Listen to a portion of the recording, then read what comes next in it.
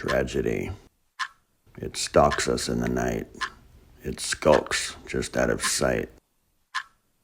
It's that thing. You know the one. That thing that only ever happens to someone else. Never to us. Fuck no, not to us. To them. Always to them. And when it does occur, to them, of course, always to them, we lament and are truly sorry. And we wish we could help or fix or console. But in that secret chamber behind our heart, the one which holds all of our untellable secrets, it whispers, "Thank fucking God it's not me. Hallelujah, it's not mine."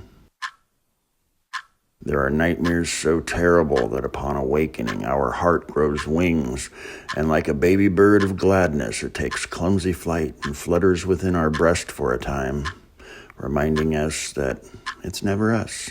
It's never us. It's always them. Then it comes, the nightmare from which you cannot awaken.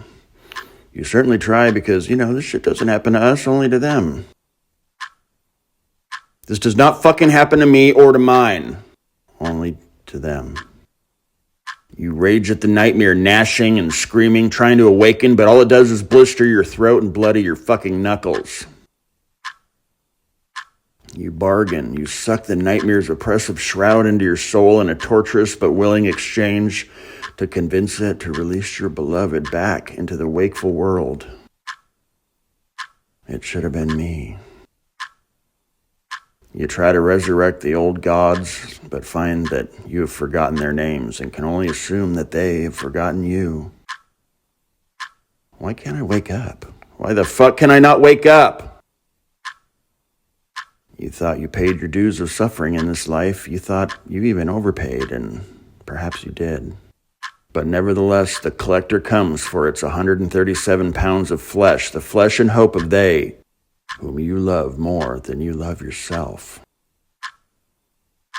From the darkness, the truth emerges like a swift hammer and breaks the porcelain paradigm that delicately held your life, and a lifetime of lost tears flow through its jagged cracks. So many tears, you just might drown. You want to drown, but you keep swimming. Not for yourself, no, never for yourself, only for them. The them that is now you, and the they that is now thine. Pain becomes your precious friend. Because when the vulture of tragedy stops circling and begins consuming the hopeful future of your beloved, pain is the only thing that can decrease the distance and bring you closer to them. Because although you stand by their bedside, you watch helplessly from 1,000 miles away. The pain of which you welcome seems to be the only bond you are able to truly share. A circuit of similarity, a terrible cord strung from your heart to theirs, as your beloved screams in wide-eyed pain and terror, cries and whimpers in despair, and you cannot even fucking hold them, and even if you could, they wouldn't feel it. Their ears cannot even hear your desperately chanted, tearful consolations. You don't sleep, never sleep, because how the fuck can you sleep when you are already fucking dreaming never, ever, ever to awaken again? Ever. Tragedy. Death's scythe cleanly harvests, but tragedy is a blight upon the crop of happiness which withers all with its terrible touch. That it may be tilled under to grow a new crop, and a new and purified kind of happiness is born of its ashes. The tragic immobilization of one sweet and determined soul can mobilize and awaken the hearts of thousands of conscious beings. The darkest of earthly specters reciprocally attract the brightest of heavenly seraphim. The deepest shadow is a mere slave to the all-pervasive illumination that hides in plain sight, behind our eyes, behind the misery of the mind's vacillations. And within that unexpected, exposed luminosity, there's a sort of clarity. No longer do you wonder anymore. It all becomes perfectly clear. You would burn down heaven with the fires of grief and inundate hell with a flood of tears for the sake of love, all the while vengeance threatens to consume you. But you are restrained and restricted by love to a consoling whisper, the wiping of a tear, or an oh-so-gentle touch upon a hot brow. So that's what you do. Finally defeated, you surrender to tragedy and find hitherto unimagined joys in the very tiniest of triumphs. Because that's all there is. Perhaps that's all there ever was, but you were too busy before blustering around being or doing or chasing something. Never engaged in the small because you only ever sought out the big, missing the minutia of your own life, even whilst living it. Your fractured paradigm becomes single-pointed in the same way that iron shavings all turn in unison towards a magnet. You make the appropriate decision to simply love above all else because your beloved is right here, right now.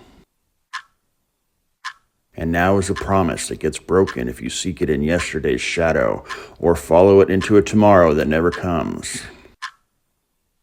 We all must make the choice when it's our turn to harden our hearts and go cold, or choose the tenderizing hammer of love.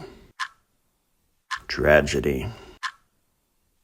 The pulsing electric lines and terrible metronomic beeps eventually merge into kind of a harmony and become soothing and telling notes of the heart's rhythm, blood pressure, and oxygenation.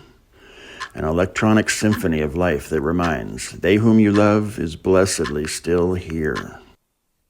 You realize that your bond of pain with your beloved must, for both your sakes, expire and evolve into a collaboration of simple shared joys in order to comply with the terrible and wonderful tyrant of duality whose crown is change. Oh, so tiny are they, these molecular moments.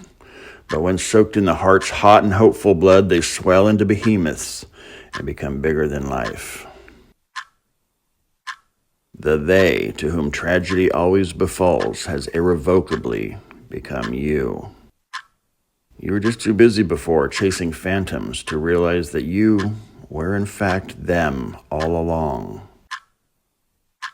The big becomes small and the small becomes big. Up becomes down and down becomes up on the roller coaster of tragedy, the ride of life in its most extreme iteration. Before the vulture spies you and descends, and while crushing all the small things underfoot whilst chasing the big, perhaps it's worth contemplating. What will you choose when they become you? We all take our turn in the end.